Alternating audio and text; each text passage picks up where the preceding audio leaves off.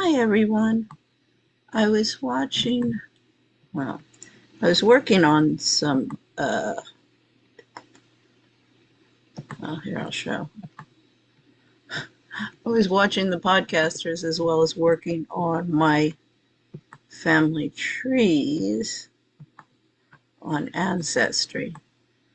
There's some very interesting things. Well, I broke down and I got a subscription. I was doing everything manually. Oh no, it was slow going. But, you learn a lot. Uh, However, I do have more than enough information to, now I get all sorts of, let's go to the one that I was working on, hints. Where are you, Hammer? Maybe it's under Arnie Hammer. Yeah.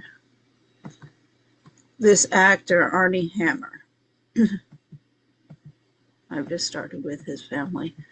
But yeah, this is Armin Hammer. This is interesting. They're from Moscow. But as I say, I got now, you go into the hints and it'll help populate. I mean, it is slow going before. Now I'm running like the horses here behind me. So anyway, I was listening to, this is a new podcasters that I've come across. I've had it. Now, hopefully these women are, they're in Oklahoma. Well, what is this? Jennifer Welch. She is, it goes between, excuse me, Oklahoma and New York City. And she's a liberal.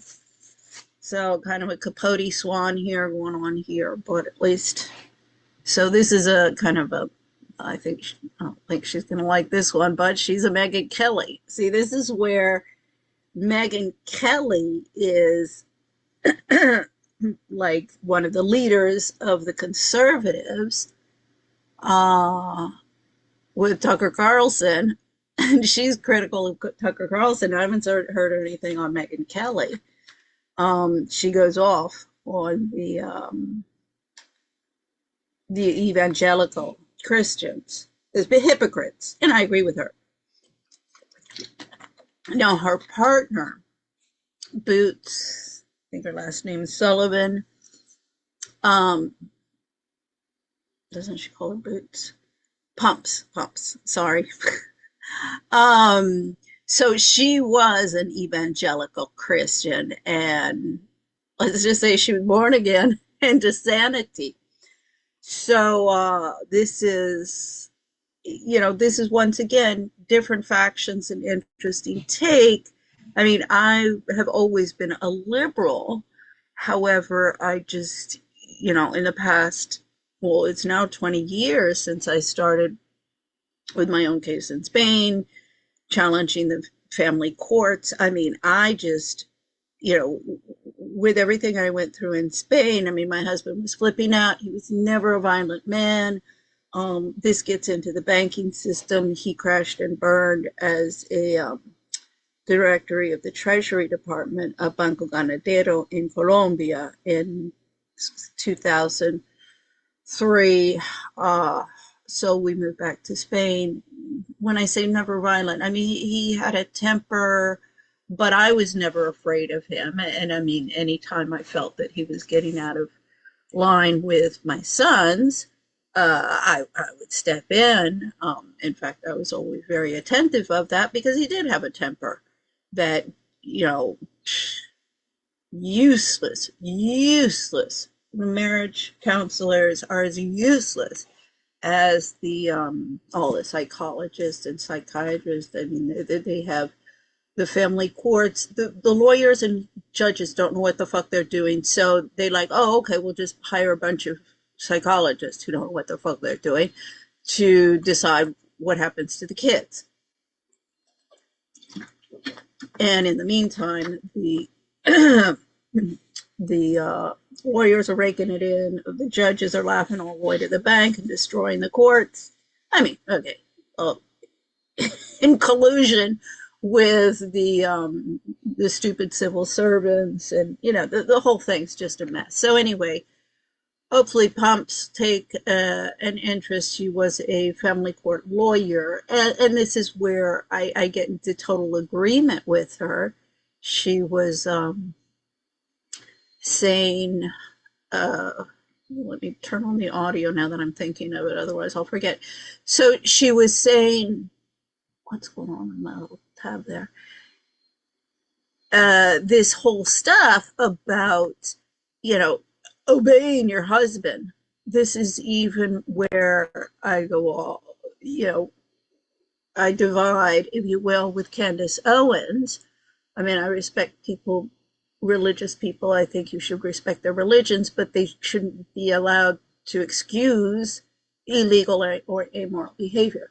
But anyway, Who is a Woman with Candace Owens? That's her documentary. There's a lot of things that I agree, but at the end, oh, you have to obey your husband. I'm like, excuse me?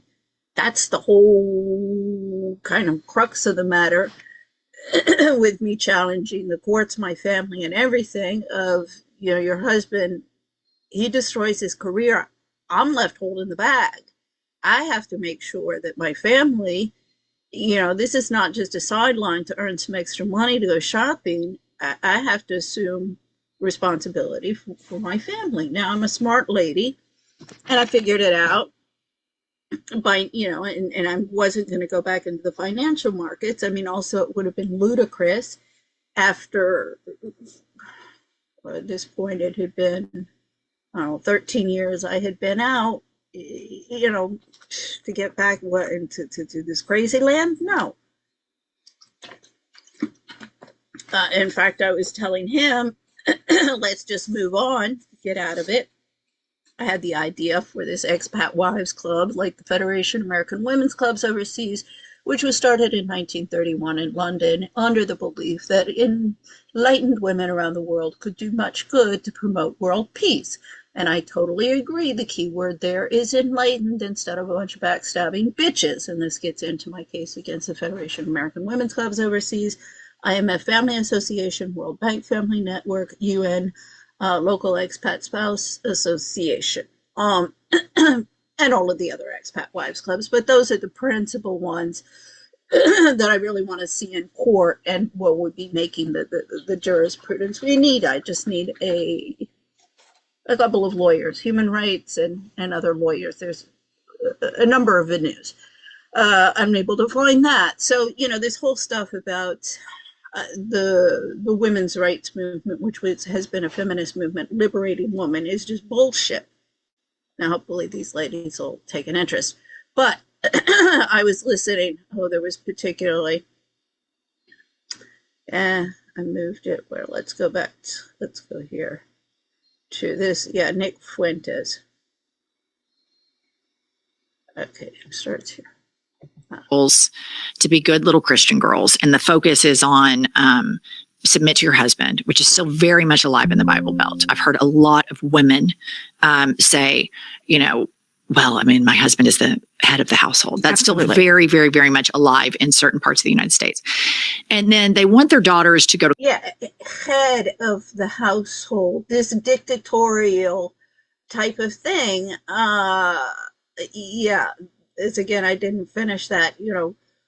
I did come up with an idea for a company, and my husband, his ego was going to be hurt that his wife was going to step in and now not only be a breadwinner, but when I showed him the platform, the platform for the thing, Global Expats, you can see online, like, Google me.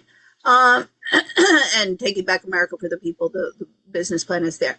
So, the platform is a cross between Facebook, LinkedIn, and, a local search directory like Yelp, but not just for restaurants, for families, mainly women. They're the ones who take care of the family, the household, are 85% decision makers, consumer decision makers in the family. A platform for them for information, where to buy everything, but then also just on living. as an expat movie. So, it's a good idea. It still is. Begs the question why I can't find investors or partners. But when I showed him that and I said, look, this platform, I did a whole Excel spreadsheet and, calculated it and did all of my graphs. And I love Excel for that. I'm not an expert, but I can do enough with that. Showed it. I said, look, this can make $1 billion. This is 2006, $1 billion revenue per year in advertising. She was Bank of America marketing expert. She's like, oh, you have to do some exclusive club and have membership fees. I'm like, excuse me, that's what everybody's doing, and you're not going to make any money that way. I'm like, and you're the marketing guru? As I say, Bank of America, she let it, well, she was let go of Bank of America, and one of these typical struggling to survive entrepreneurs trying to sell furniture or makeup or fashion wear like Erica Kirk. I mean, Erica Kirk is your typical, how shall I say, facade. You get, of course, everybody buys it with Candace Owens saying, come on, what, she's a fashion designer and stuff. She sells t-shirts with Christ is Lord or whatever. I don't know what they keep on saying, Christ is King. I'm not understanding all of that stuff, but all of them. Barry Coleman loves that. Candace Owens like that. Christ is King. Christ is King. I don't know. This is like a code word. I'm not sure. But anyway, everybody's doing that. So anyway, I came up with this idea that was going to not only provide a substantial, make our family wealthy, which was pissing me off because he would have, because by this time I'm like, well, this is going to end up in a divorce the way he's behaving. I was sick of it already when we left Bogota, but as I say, this whole thing of he decides and I'm just supposed to obey, excuse me, fuck that shit. No, it's a partnership. And this is the whole thing when I got into the courts in Spain and I see, this is under their civil code. I'm like, it's all written here in black and white, and you asshole lawyers don't know what the fuck you're doing. Hopefully Pump will listen. Go to college, not for the reason of getting an education, but just for the social aspect of it. They want them to be in a sorority and they want to be able to tell other people that their kids are doing this, but it's not about get your own money, get your own bag, have your own life. Find a husband. The problem with this is the crux of this, and this is tripping the prom queen. She writes about this, Susan Shapiro Barash, that, the feminist movement, all that it's accomplished is to increase women's competition and anger and jealousy and backstabbing witchery. Well, those are my added adjectives, but basically, from competition for meal ticket husbands, mansions, big cars, competition between successful children. And that's how, how do you define success? Oh, he's got MBA, PhD that everybody is indebted up to their wazoozis to have. Doesn't mean a thing, because, look at my brother. He has an MBA in finance. He doesn't understand a freaking thing. My sister's celebrity chef to the stars. I'm like, you didn't need to go to college and pay $70,000 a year boarding school to become a cook. We learned that in the home. So, and then my sister, she was the straight A student. That was always, I felt sorry for her. She's supposed to follow my father's footsteps into medicine. Those are really, really big shoes to fill. One, my mother wanted to destroy him in her power games.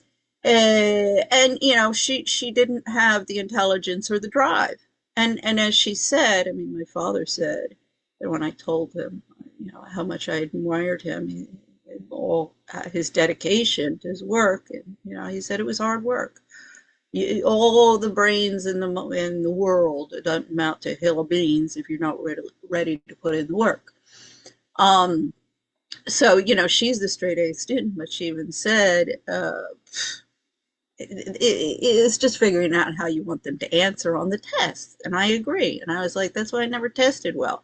It's always evident I was the one who would inherit his brains, and that's why everybody hates me.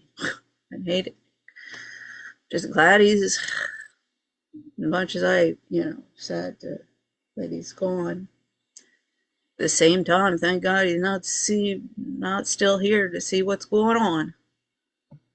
This is when you start giving up your daughter's rights and you've given up your own rights, yeah, and you give misogyny daylight, it starts incubating something really, really, really dangerous. And then the right wing is incubating a she's hitting it on the nail. Horrific form of very regressive misogyny. And Project 2025 has now evolved, and their next flagship document that they're releasing is just hammering down on women like you wouldn't believe. And this is why Project 2025 refused to admonish Nick Fuentes, who is a known neo-Nazi, admitted, proud neo-Nazi. And Nick Fuentes in the last week said this on his podcast. Now, before I play this, and this is so Nick Fuentes, and he is a misogynist of the highest caliber, but this is where everybody sit down, shut up, and listen, because Nick Fuentes, if you listen, even Andrew Tate, when I listen to these guys, I'm like, they got a point.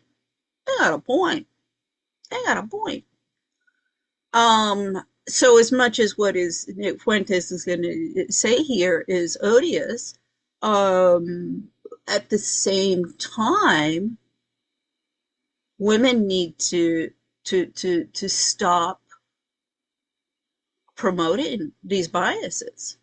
And the feminist movement has just reinforced all of this and made women more, the whores, more whores, the bitches, more bitches, and the sanctimonious Mother Teresa's more hypocritical. Women are made to be fucked, literally. That is what it is. Yeah. Act potent. Well, we could say the same about men. We are act, they are potential. I mean, after all, what are men? Piece of sperm. They have eggs, we have sperm. Yeah. Sexual act actualizes the potential, makes a baby. That is what they are made for. That they're made to be bred. They're made to have kids with. Okay, they exist for sex. Women exist for sex. That is why they are mothers, or they. See, if it wants to take this, it's like, you asshole, you men. Guess what? You want to put it into that. We only need one man to impregnate a hell of a lot of women to keep the race surviving. So be careful. Be careful. They are whores or they are nuns. End of list. Women are either mothers, whores, or nuns. No other options. There are no female philosophers. There are no female inventors. There are no female. Excuse me. See, this is also where I'm pissed off at the feminists. Look at Albert Einstein's first wife. She's the one who put it all together. She was the brains behind the man. She was the one, woman behind the man. Look at any successful man, and you're going to find a successful woman behind him. You're not going to find some whore. Donald Trump. Now you might say, oh, but he's president. And he's a puppet. Generals or billionaires. They are mothers, whores, nuns. End of list. That's what you can be. All right. So people in the right wing have had a really difficult time swearing off Nick Fuentes. Project 2025 would not swear off Nick Fuentes. Tucker Carlson will not swear him off. And so to the triple trumping women that want their daughters to go to college. Now, this whole thing about swearing him off, does that mean canceling him? Because this is where the cancel culture is. And just because somebody says something like that, you don't swear them off. You say, "What the frick are you talking about? Let's talk." And then you dismantle their ideology and their rhetoric and expose them for a hypocrite. Don't just swear them off. That's particularly, those are the ones you need to engage in. And love their daughters. Engage with. When you triple Trump, it's bigger than just your tax bracket. You are incubating this type of misogyny. And this is the thing where you go, oh my God, I had no idea they were going to go this far. And it's because you willfully denied what your religion is teaching you. If your religion is teaching you that women need to submit to their husbands, that is an inherently dangerous position to put your daughters in. Yep. Absolutely. And that's how I was raised, 100%. And I would say, listening to him, that was never spoken like that crassly.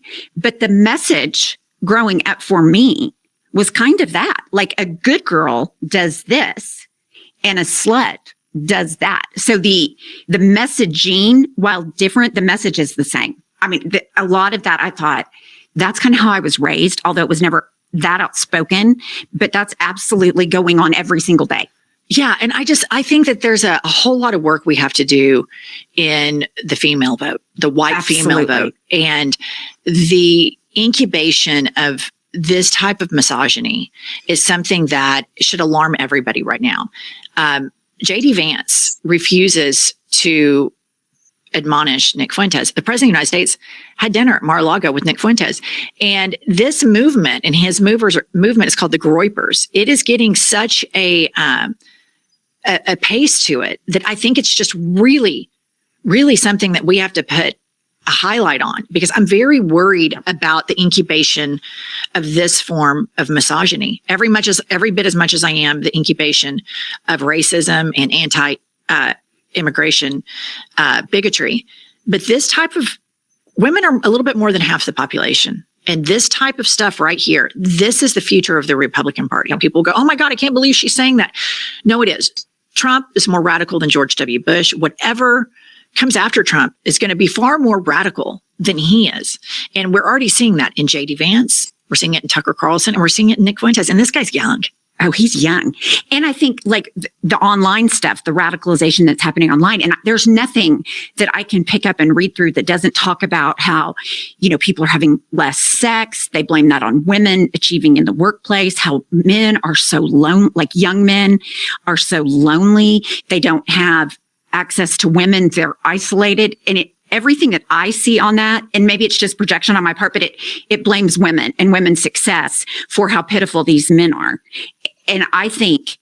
Okay, the midlife crisis of the Mad Men, 1950s Mad Men, that started with long before, well, not long before, but before the feminist movement, and really is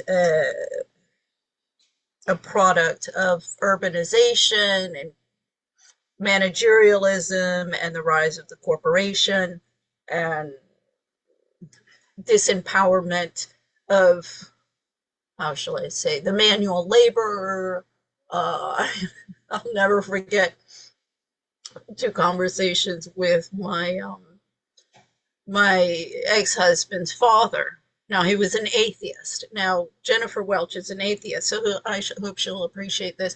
So he was an atheist, and I told him I was agnostic. And he said, well, what does that mean?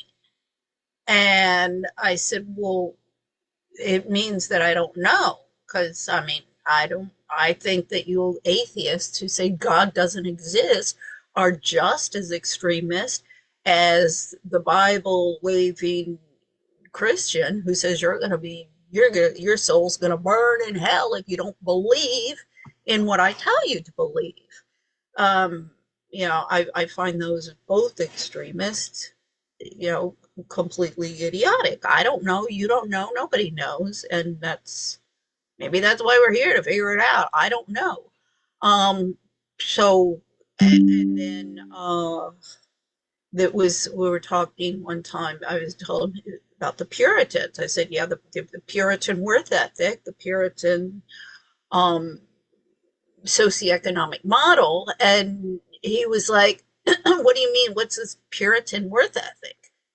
And I said, well, the Puritans believed that you did work out of its intrinsic value rather than the monetary, what somebody paid you. And he laughed and he said, that's ridiculous. Nobody ever works except for the money that you're being paid for it. And I was like, it's no use. Oh, I mean, you talk about your misogynistic, male chauvinist pigs. That was my father-in-law. So no, yeah, no sense in getting all in an uproar and having some discussion with, a debate with somebody who is incapable cognitively of having a debate. So anyway, I mean, these generations, it's funny, when we were in Peru, in Machu Picchu, they said, yeah, they didn't have any prisons here. Because anybody who did anything wrong 3 generations were just thrown off the cliff. And yeah, that was the end of the problems. And I was like, I think that's a little drastic, because the children, you're holding people responsible for crimes that they didn't commit and that were committed by their parents or someone in their family. And I think that's rather radical. However, I was like, because they believed that it took 3 generations for the evil, the bad, to be bred out, if you will, or removed from the cancer within the family. And so I was like, well, they got a point there. I just find their solution a little radical, and I think we could find some other way of doing things rather than exterminating 3 generations of everybody in this family tree. That's not my objective of putting together family trees here. I'm not pretty. Unlike Marianne Seigart of Cobham Hall, and a celebrity journalist whose family, whose great, I forget, grandfather was, I forget how many times removed, was one of the guys in Austria, was the big wig guru financier with Kaiser Wilhelm, who created the economic crash of 29 and set the stage for the rise to Hitler. So anyway, yeah, she's she just got, she and 5 members, I think of it is, just got German nationality instead of looking at the problems and how they're repeating themselves. So there we could say, well, I mean, that's like, excuse me, you guys, look at that family tree and look at her father, author of The Lawful Rights of Mankind, and then the families that are exterminated. See, I think it takes more than 3 generations to get this stuff out of there. Look in the mirror. Well, there's a through line pumps with that. And what the point you were making earlier, that more rights for women doesn't mean fewer rights for men.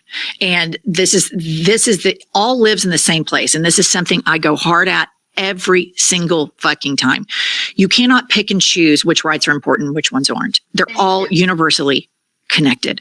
And so you see, as the gender wars, if you will, or the gender equality issue, as women have started to ascend and still have a lot of work to do, but they can have jobs, credit cards, no fault divorce, etc. You see the male freak out. No fault divorces. And in the academic literature of the feminists themselves have demonstrated that this has completely eroded the rights of women within the home and marriage. I really hope Jennifer Welch will look at my research into this instead of just writing me off as some trad wife gold digger, who married a breadwinner and didn't get enough money in her divorce. As all of them, this is the liberals, some of them know perfectly well, like the Gloria Allred that's I'm working on Army Hammers. I just listened to Army Hammer's interview with Pierce Morgan. That's Arm and Hammer family. Okay, I'm going into that. Yeah, so I hope you'll listen to me. But yeah, the liberals are the worst. The worst. I mean, oh, Gloria Allred was mentioned in Army Hammer's case. I'm like, you need go no further to tell me that this is a witch hunt. Out. Yes. That woman is evil, and her daughter as well, Lisa Bloom. Okay. You see Black people rising up. We still have so much work to do. A Black man became president of the United States. You see a white lash. So a lot of this stuff that oh my Lord, Black man became president of the United States. Even my mother, you talk about your Catholic right-wing Republican. I won't go off on the tangent because then I'll lose track. But because I go, this gets into the evangelical Christians that Pumps was talking about. But, I just think it's wonderful that a Black man got into the White House. I mean, this for her was just like a Catholic getting into the White House. You know, it was just a bell to be rung instead of look at the we've got a Black man in the White House, yet we got the new Jim Crow, and they don't do anything to dismantle it. And my Lord, just take a look at Michelle Obama these days. I mean, Maureen Callahan and Megyn Kelly love going off on Michelle Obama. But I'm like, there I'm with you, girls. Oh. we're seeing from men is a man. The only people who like me these days are the Black, poor, urban, and homeless men. Excuse me, Black, poor, urban men. The women hate me. The Black women, they hate me because they got the poor men by the balls. Mm-hmm. But you have educated people that are very dangerous in the sense that you gave them a bunch of diplomas and filled their heads with all sorts of delusions of grandeur, but they're not educated. Look at the IMF, the World Bank. One of my favorite interviews is Michael Lewis, the author of The Big Short, in an interview, one-on-one interview, 2016 annual meetings of the IMF, World Bank, one-on-one with Christine Lagarde and Michael Lewis. He even says that his first interview out of London School of Economics was with the IMF, and it took him and the German interviewing him 5 minutes to decide that was not the place for him. All they want in the World Bank, IMF, UN, it's been a closed society of brown nosers. I mean, I don't know who is more stupid, the secretaries or the economists. That they placate the men instead of using the same language that more rights for women doesn't mean fewer for you. This makes us all better and all safer. And so still the narrative. And UN women is a dangerous, militant, feminist arm of an intelligence group, worse than anything the CIA is doing. Around this is still very male-centered and blaming women. And so this shit with Nick Fuentes and others in the MAGA movement, because Trump's going to be dead soon. I don't know if it's 5 years, but it's not, right. It's our lifetime. I mean, he's going to keel over, right? But what he has incubated is what we need to be talking about. Trump's a lame dementia duck moron. I'm so tired of talking about him. I want to talk about who is the resistance, what are they doing, and what the fuck did he incubate? And what he is incubating is where I want to put my focus, because to the white women that you want to raise your girls and your little daughters tell you they want to be a doctor or they want to be a lawyer. And you think, okay, yeah, that would be great. I kind of wish I would have had more financial autonomy. I would love for my daughter to do that. But your husband tells you, I'll tell you what, if you want to get that purse next weekend, you better vote for Trump. Get your own thinking. You don't have to vote the way your husband votes. Allow your daughter to be liberated from the shackles of patriarchal Christian control that you were raised in. I'm not talking about you. I mean, you did that with your daughter. You did it with yourself and you did it with your daughter. But I'm talking about like the women that your friends from that school. They're raising girls to go find husbands. Right. And sometimes when you find husbands, your husbands are abusers, not good people. And then this guy, Nick Fuentes, and the Heritage Foundation want to make sure women can't get away from that. Yeah. And you look at they're trying to get rid of, I read the paper that they published. It was on Substack. Somebody had gone through what Project 2025 is on women. And it is truly terrifying. They want to go back to, Beaver Cleaver days where, the wife gets X amount of dollars a month. They don't want women to have their own bank accounts. No, absolutely not. No access to money. Pete Hegseth's pastor, he had the Pentagon, said women shouldn't be allowed to vote, that as a family, the husband does the voting. This thing is picking up. Yeah, see, this whole thing of going back to Beaver Cleaver days being promoted by the likes of Erica Kirk and TPUSA, I contacted, oh my God, you're contacting these people. You're getting in bed with them. No, you got to go on all sides of the aisle. We need some consensus here. That doesn't mean I'm selling my soul to these people. For example, she mentioned the Heritage Foundation. Tiffany Justice, she started Moms for Liberty. And I said, oh, thank you, Lord. Yes, school reform. We definitely need school reform. I looked at this. Well, first off, I looked at, okay, Tiffany Justice, there were 3 women who started Moms for Liberty. One kind of dropped out, removed from the scenes entirely. I did reach out to her because I was like, that's actually the person I want to talk with. Because this is an elimination. These are power games. I know, well, admit, I've been working in these organizations long before I started Global Expats, and that's why I came up with the idea for it. I was like, see, if women are really going to be liberated, they need to stop being these backstabbing bitches, and blaming men for all of their woes. And this, your husband's going to say, well, you can't go out and buy the purse. Well, I don't need a new purse. I got a purse. You're also letting yourself being controlled by your obsessive shopping. Church was opiate of the masses. Well, the shopping malls have just replaced that in a secular society. So anyway, Tiffany Justice, I reach out to her. As I say, the organization that she created, its chapters all over the United States, but there's infighting all over the place. There's no unified message. There's chapters they're concentrating on different lawsuits. They are challenging some of the issues, parental rights issues, but it's exclusively on the sex change stuff and the gender dysphoria. So I'm like, you're focusing on a certain agenda in order to be liked by a certain political, find your niche within the Republican or Democratic Party so they'll like you. You'll get donor money for your nonprofit, and you'll get invited to all of their events and get up on a podium and do a jig like Tiffany Justice ended up doing with Trump.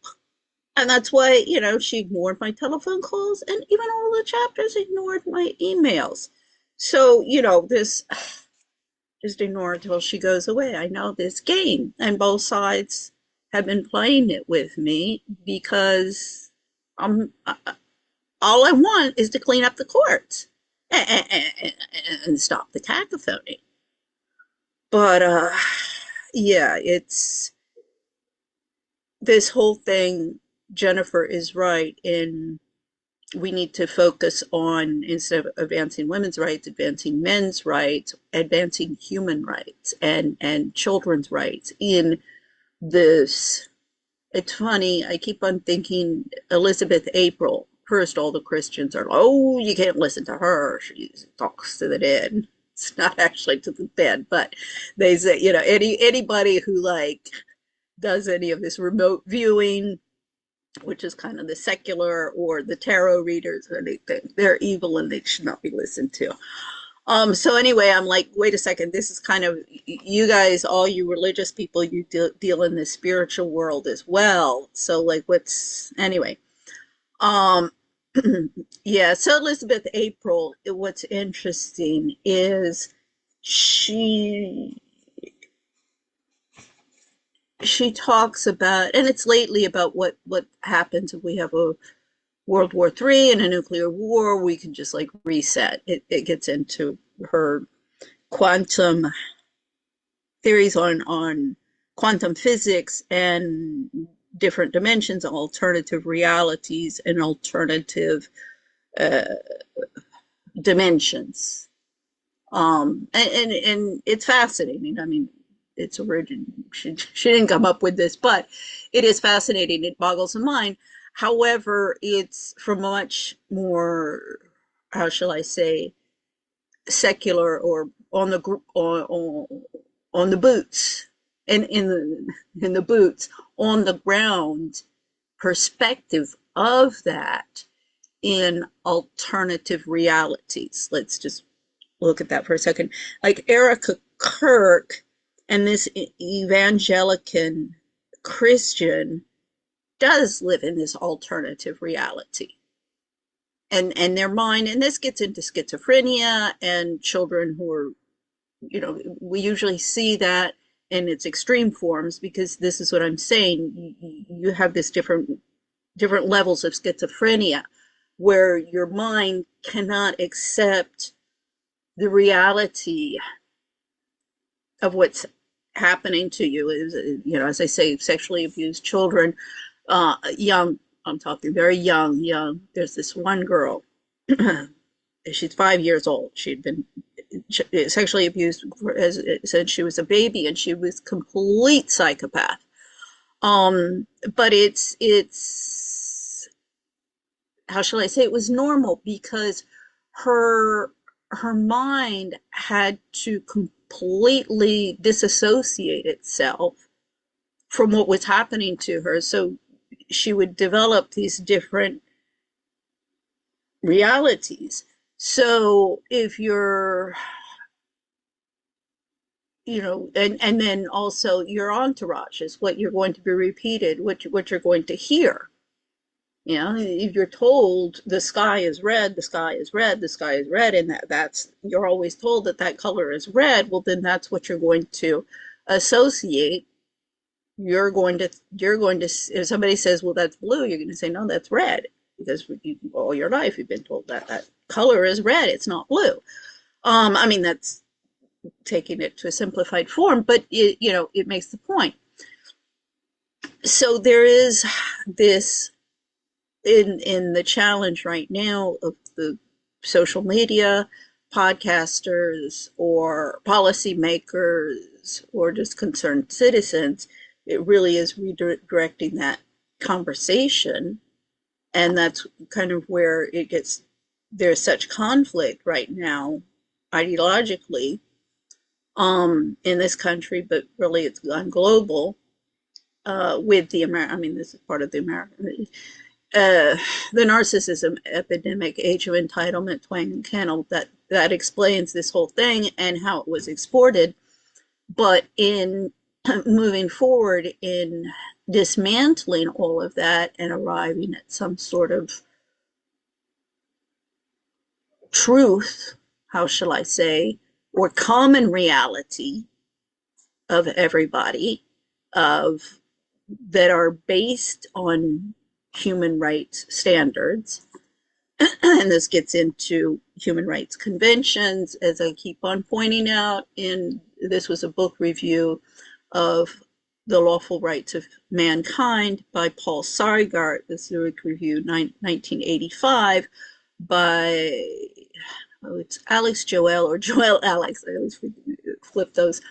And he said, the problem that he found with the human rights conventions was that the lawyers wouldn't have an understanding of these concepts at a level where they would be able to implement them. in court proceedings. And that's where I agree with him, and that's where I agree where the crux of the issue needs to come, and where all of this exposing, evidence, looking at facts and evidence. That's what the whole thing with the Charlie Kirk assassination, examination of how all the podcasters are. I mean, my favorite, when I think Candace Owens started talking about the Egyptians' planes, all of a sudden it was all over the place. And this was, these social media influencers were definitely being influenced by their donors or their entourages of, you've got to silence Candace Owens, you've got to, I'm not platforming her, you've got to cancel her, I'm not platforming this person, I'm not platforming it. It became all this popularity contest. Baron Coleman, you can particularly see that with him. Oh, and then Gary Melton, I mean, he just kept on playing his hand. Every day he gets out there, he plays his hand that he's in the pockets of the American deep, federal deep state, CIA. I mean, this gets into nuances, in what the Charlie Kirk assassination is exposed. You got factions in the CIA, and you got factions of intelligence within the military. And that kind of had gone under my radar. That within the military, it's not just a bunch of guys with guns anymore. And the FBI and the CIA are like the brains of the whole thing. You put them in suits and ties in the 1950s, they became the brains of the operations. However, the brains, it's like, just because they got tattoos and look like a hillbilly, talk like a hillbilly, and lives like a hillbilly, he's not a stupid idiot, uneducated idiot. So, it's debunked the facade of managerialism. Is you just give them a diploma, a suit and tie, and an office, and you make them knowledgeable or brainy, is debunked. So that's what the whole midlife crisis in a long nutshell is. Up steam, and that's why it's why I want to talk about it today, because everybody gets cornered into their world of the internet, and we, as more mainstream style people, always treat right-wing conspiracy stuff as fringe. Well, now we have a conspiracy theory president. Yes. A man who started his campaign based on a conspiracy theory that Barack Obama wasn't born in the United States, and because so many white racists were so broken by the fact that a black man ate off the china in the White House, this white lash and this punitive nature has come back. So this shit with what they're incubating with women is real. And when somebody with she fails, she should examine more about the issues about the Barack Obama and the whole,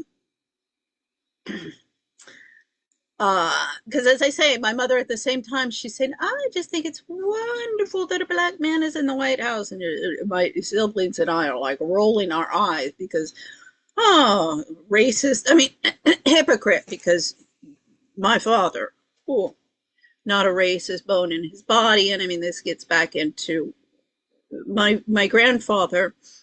His father was the first white lawyer to successfully defend a black man, but also my father had grown up, and I'm not sure, I'd like to find out how old Joe was, because my grandfather, because after he defended this black man, the Congressman Taylor of Alabama was so impressed with, this was his first case out of law school, was so impressed with his defense of the young man, of the black man, he brought him to Washington, and he worked in intelligence work. Now, this is before the CIA.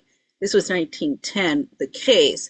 So he's coming to Washington somewhere around 1912 or so, because I know he was in the First World War. I'd like to find more, information about, but he was in the First World War under MacArthur, a reconnaissance officer. And then, so my father's 1913 30, I forget, I think it was 31.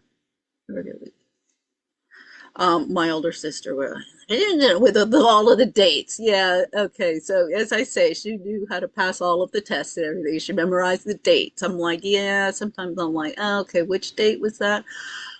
So, and his brother was 12 years older than him. So you're looking at the 20s because he left. He got involved. He told my father that he got involved in some sort of subversive work for the government that he couldn't tell. He said, if I ever tell you, your life would be in danger. So my father never knew exactly what it was, but it made him give up his career with the federal government. And he married my grandmother, who was from Alabama, from Butler as well, or that area. And they moved to Jacksonville. I think he kind of had to disappear type of thing. And then Jacksonville, that's where my uncle and then my father were born. But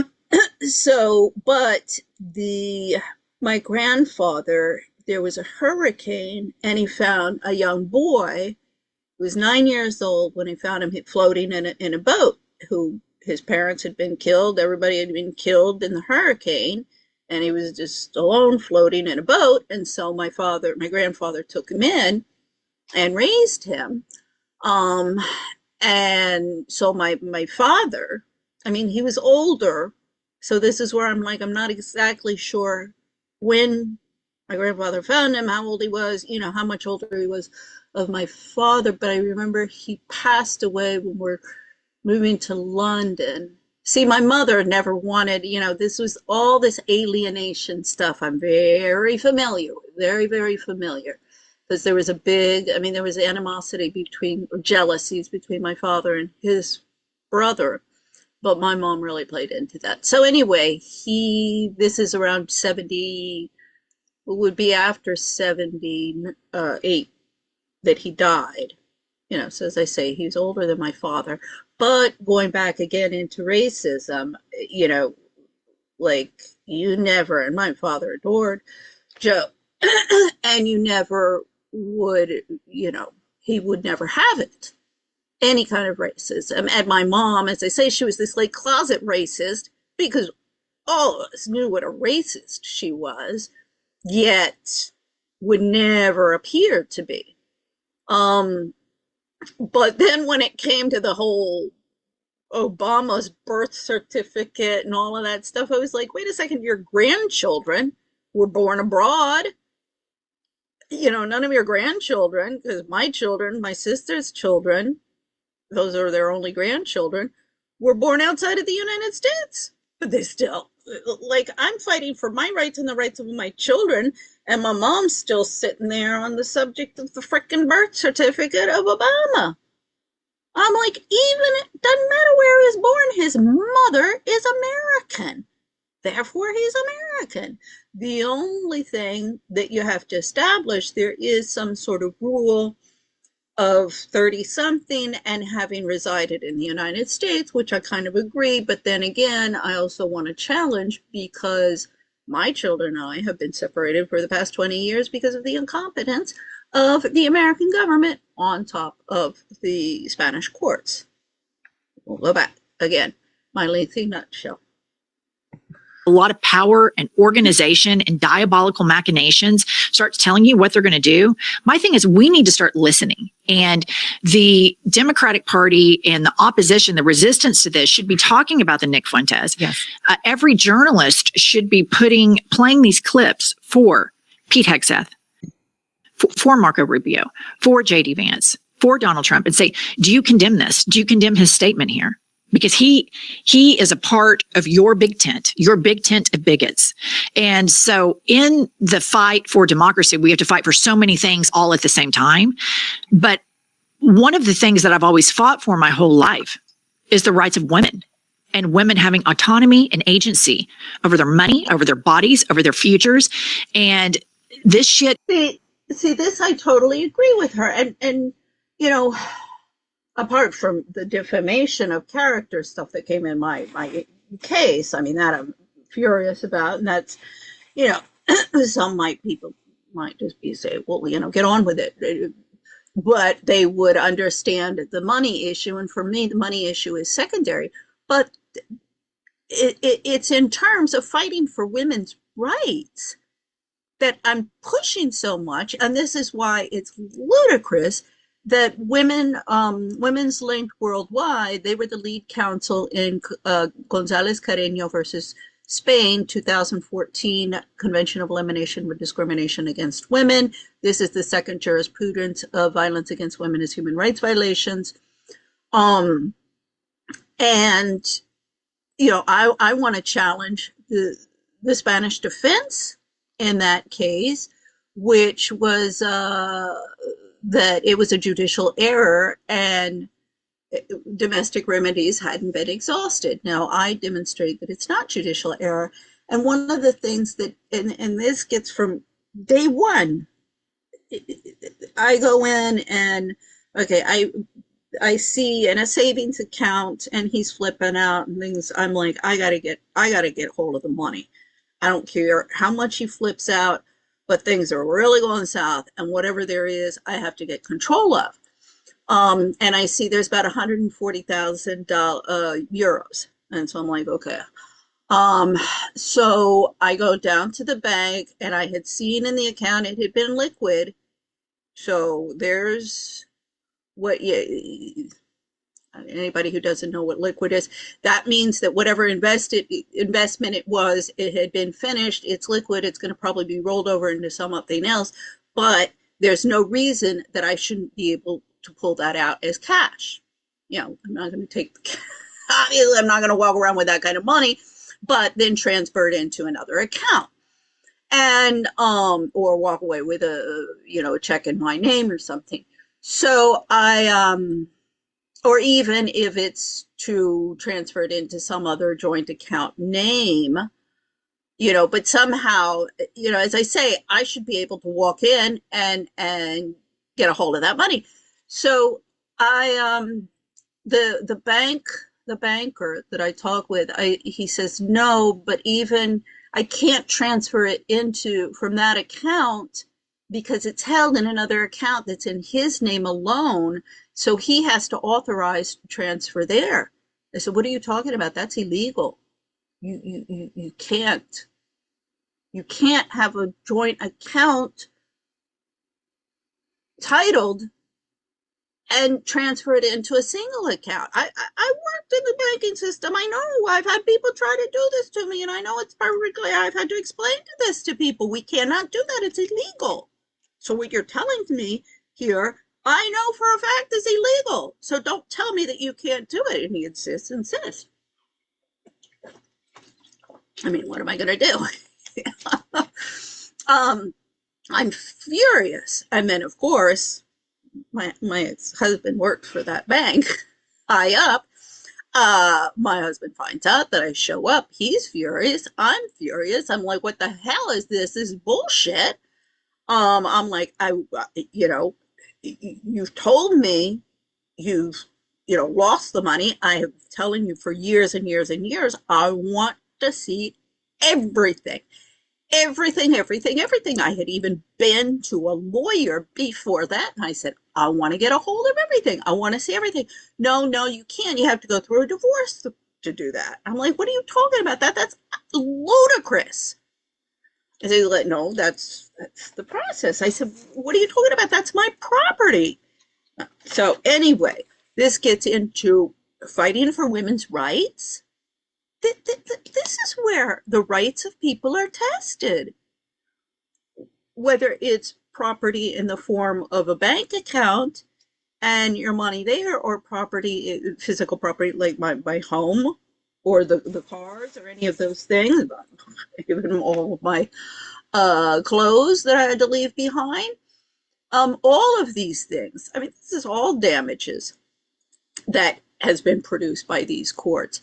But my point being, if we really want to fight for women's rights, it's in the how shall I say it, accessing the property that is legitimately hers, but then also teaching her to be responsible with that property and not Oh, you want to go and buy a handbag? Well, no, this is another thing, particularly with the expats. How can you not save money on one salary, six-figure salary?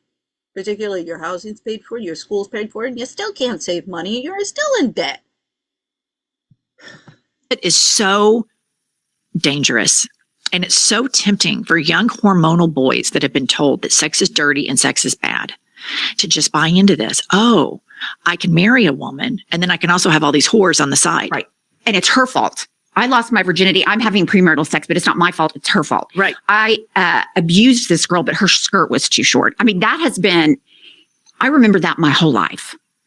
That was a defense. Getting worse. It's getting worse instead of better. And a lot of this is a backlash from Me Too. Yeah, this William Kennedy, great. This thing came up. Jodie Foster with her movie, these issues came up.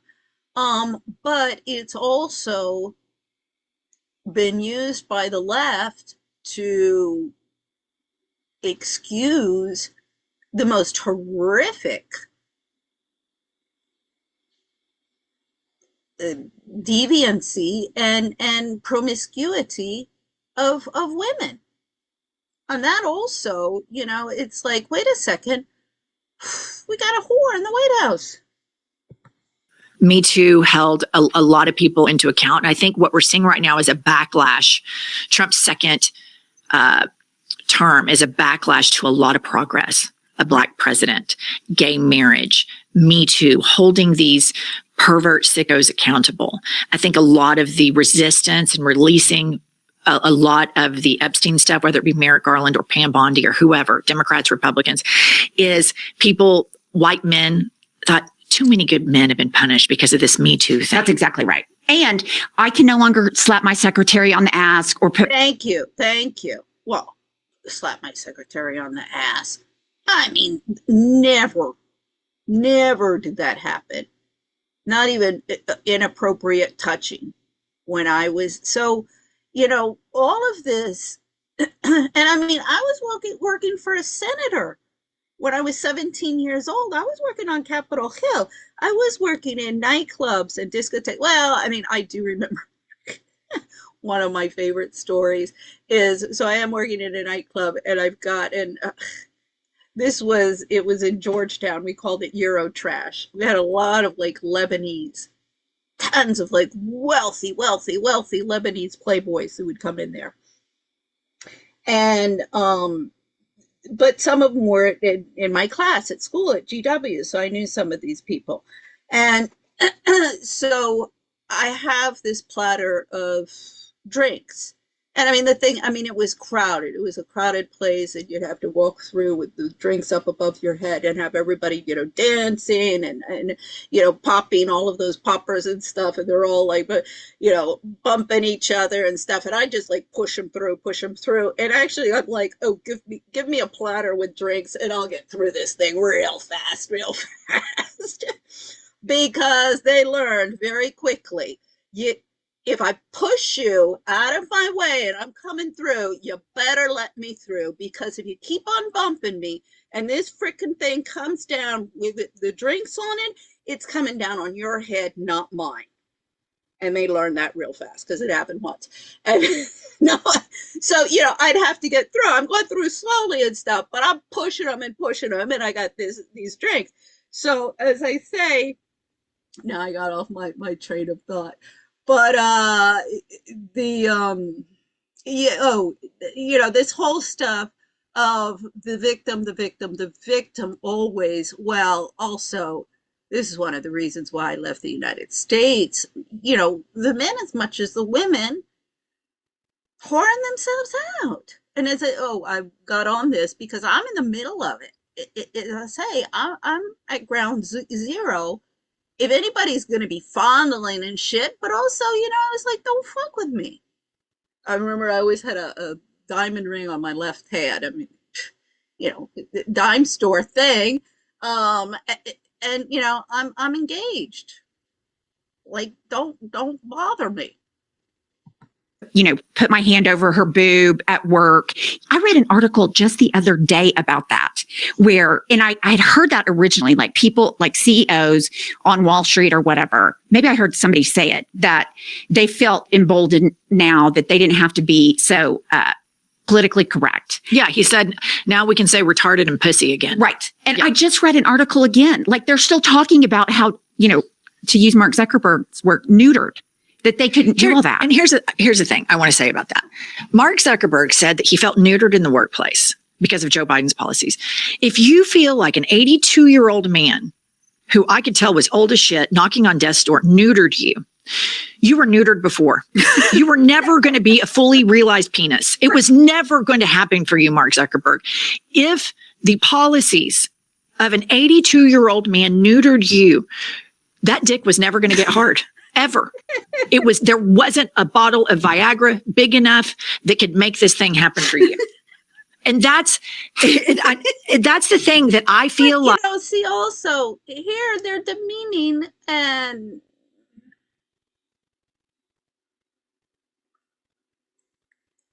how should I say, feed it into the Nick Fuentes of the world misogyny.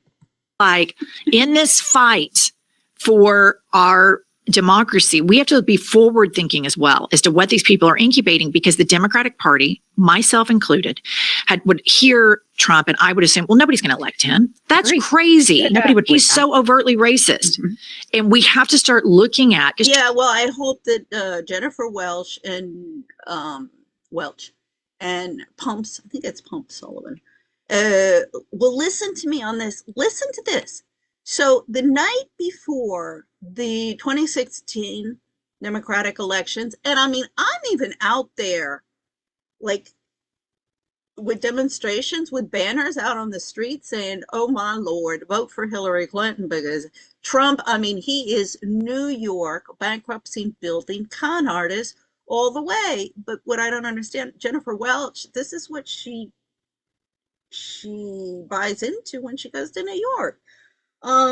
So, it's like, wait a second, how can you not understand how Trump would be winning?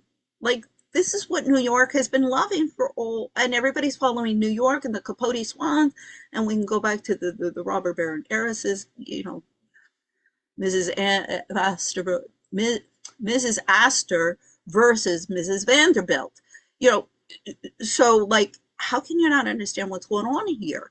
But so the night before the elections, I'm going on my way home to Adams Morgan, if anybody knows DC, and past DuPont Circle. Up above that is the National Women's Democratic Club. So there's all sorts of partying going on in there, and I walk in, and la la la la la, some cheerleader greets me at the door, and I'm like, I talked to her and I'm like, what are you guys doing? Oh, you can do some tweeting. I'm like, I don't tweet. She's like, oh, you man the phones. I'm like, I don't think so. Like, I'm not going to waste my time manning some of your little phones, you little girl. Like, I should be speaking with whoever's in charge here and telling them, you guys better not count your chickens before they're hatched, because she's not going to win. And and actually, I think I was living in Fort Totten at the time, rather than, I forget, but I was walking past there. So anyway, I still would have gone through there, I think. So anyway, the next day I'm coming back down and passing by, and I go in because I leave that night. I'm like, yeah, right. So I leave, and then I come back in the next morning and talk with the receptionist, who's like,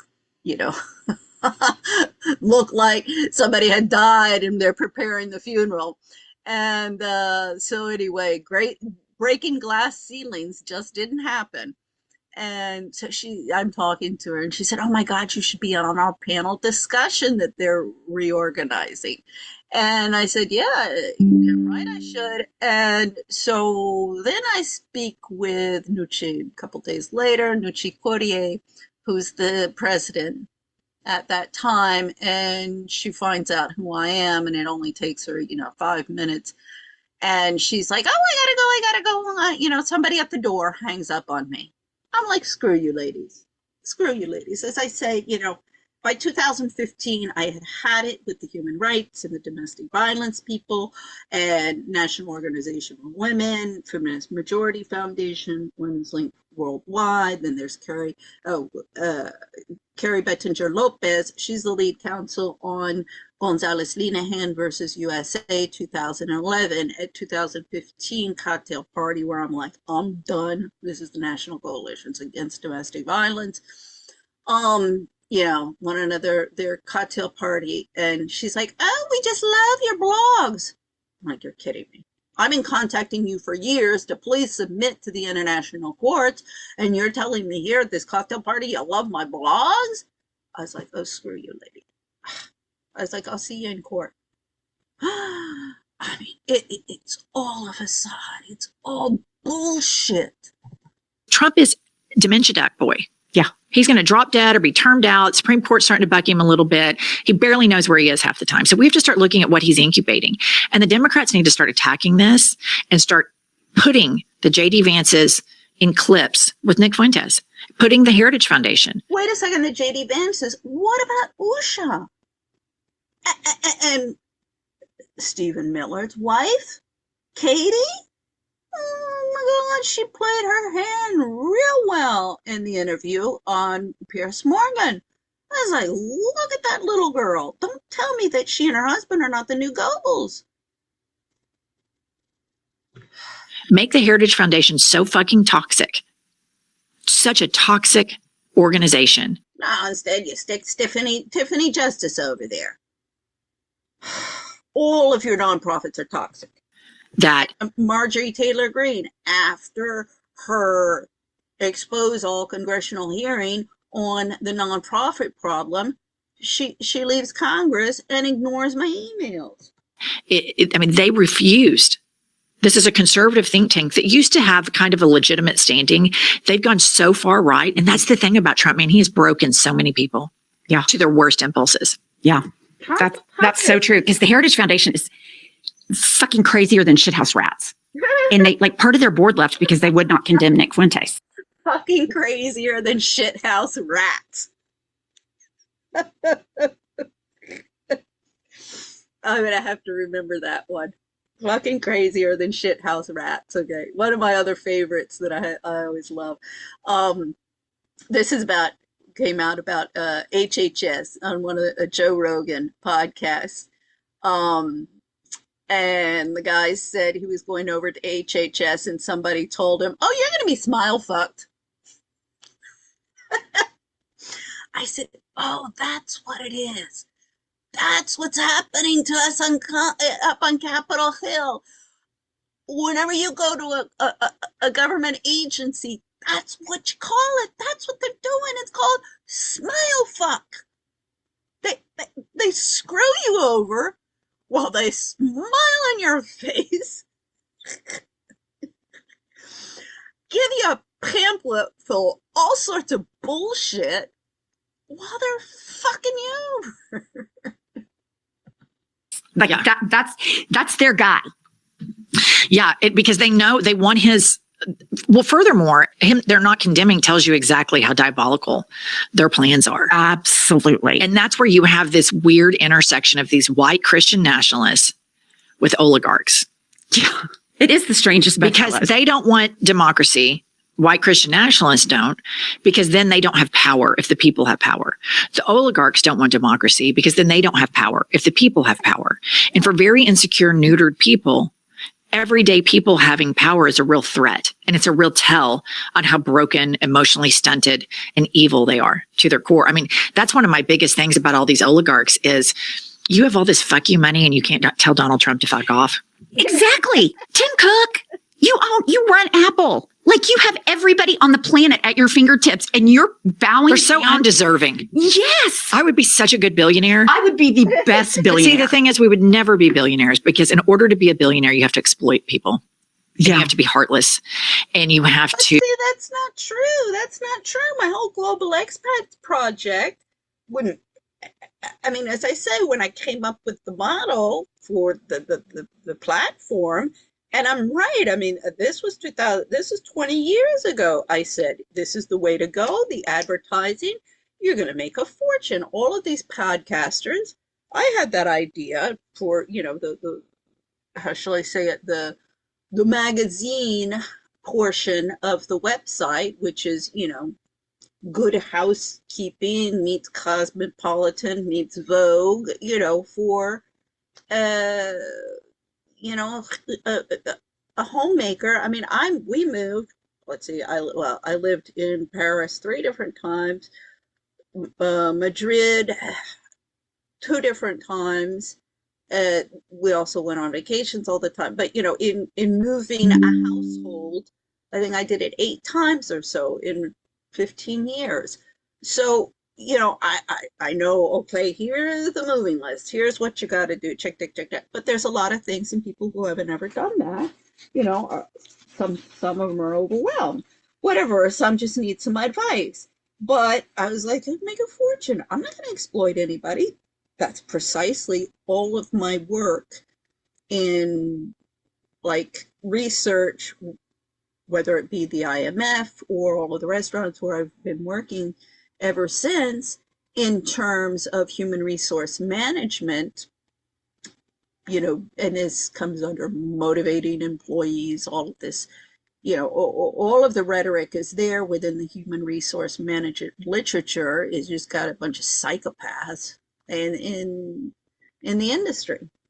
But yeah, it all shows that no, you don't have to exploit people to become wealthy. In fact, you treat them well, you might not become as excessively rich, but why do you need to be, or why do you want to be? You're going to be more than more than enough that you need, and have several nice homes and be very wealthy within your community, but well respected. It's sustainable, and your people don't steal from you. You have less turnover. You're going to have a more stable economy and more stable society. You don't have delinquency, robbery, violence.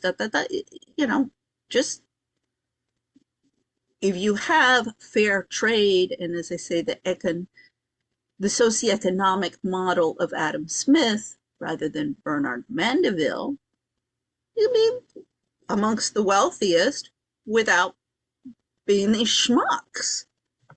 There's so much breakage along the way to becoming a billionaire, where you're fucking people over, and then the next day you do it, and then it gets easier and easier and easier, and then you get to the point where it's just you wake up, just the price of doing exploit. Business. Yeah. Mm-hmm. Yeah, that really is kind of terrifying. Yeah, it's just like, I always say, it's just like the schmuck who all week long screws everybody over in the community, and this gets into small towns, big city, it doesn't matter.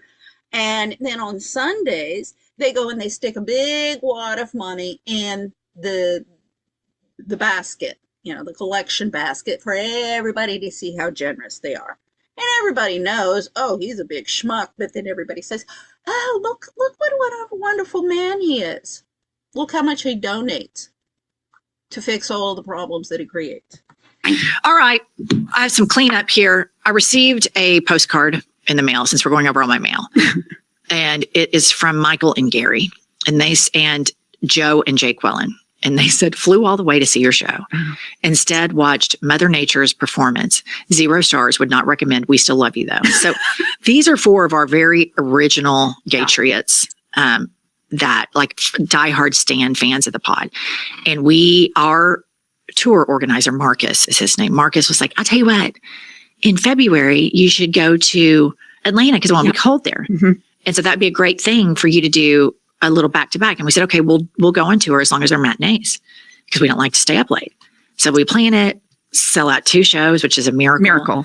And then Atlanta gets a bomb cyclone, and we didn't cancel it, but the venue and the organizer were like, y'all need to cancel it. People in the South. Well, we were packed, headed to the airport. And so some of our patriots and Gaytriots went anyway. And I am so sorry that we missed you. And we rescheduled it for April 4th. We have a 1 p.m. and a 5 p.m., 1 p.m., 5 p.m. matinees, because we're not going to start a show at 8 p.m., which ends up being at 9 p.m. ever again. Yeah, because we like to be in bed by 9 p.m. I just want to normalize earlier starts. And I just love it. The matinee. We had a matinee on our very first tour. People loved it. Yeah. They loved it. We loved it. They loved it. It was a fun crowd. So matinees are great. So I don't know if Joe, Jay Quillen, You know they're Michael, not going to go. Gary, Like, fuck off. are they going to come back again on April 4th? But I wanted to say I received your postcard, which What's the picture on that? it says Kashan, Iran. So it's an Iranian postcard sent to us with an Atlanta. So they sent it from Atlanta. Mm-hmm. They were Mattern Hornets when they sent it. Fair. But they were sweet. They're so sweet. They were sweet about it. I'm really sorry. That makes me feel really bad. That's out of focus. Yeah, so I'm really sorry about all that. All right, that's all we have. I just wanted to really talk to you all about this issue of sexism and misogyny and how bad it's incubating. And I want to make a plea to white women to fight for your daughters. Absolutely. Because it's that what is being incubated for them is a total erosion of all of the progress that we've made as a country. And we still have a long way to go, but my God. Yeah, okay. First, I would beg to differ on whether our country has progressed in any way, shape, or form.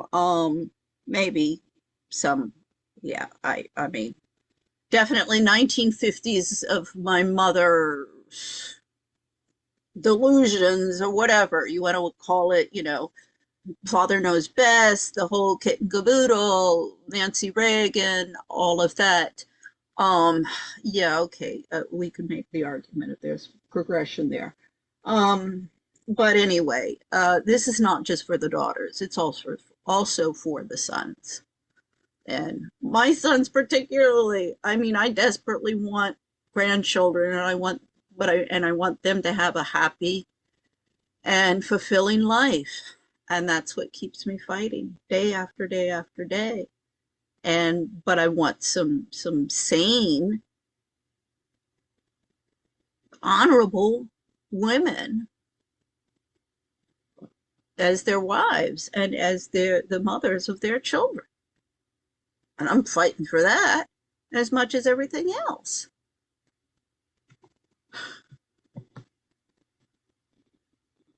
So have a nice day.